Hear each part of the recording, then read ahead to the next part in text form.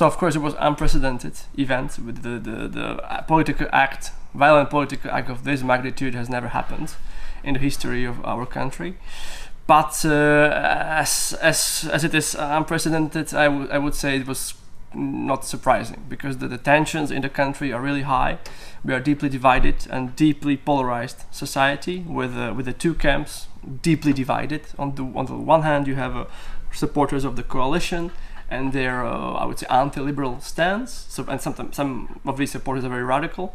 And on the other hand, you have very frustrated supporters of the opposition.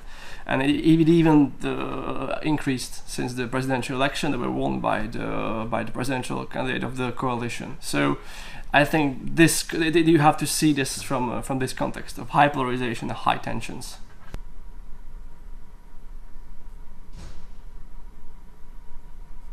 But some leaders of the coalition already said we'll go to war with media, with journalists, with the opposition.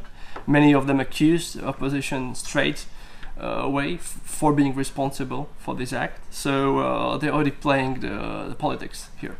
So while they are calling for calm, I think we can expect the worsening of the tensions. And also, we can also expect that the government will use this. I hope that it won't, but we can expect, and we already see signs of this being the case, of continuing in the crackdown on free media, on civil society, and on the opposition.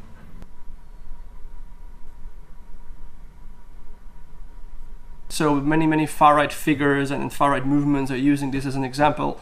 Look, this is an attack against a politician that stood for traditional values, for Christianity, for his nation, and also Russians are using it very well. They say, look, they attack a person who's who doesn't support Ukraine. So Ukraine must be behind it. So we already see this as in a broader European context.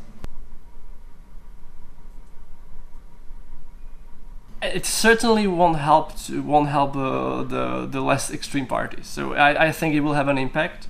In Slovakia, we have a very low voter turnout for chronically at the European elections. It's around 13%. Now they predict 30%, but we don't know whether this will have any impact. But chances are that people will be more motivated to go and vote for people like Fico.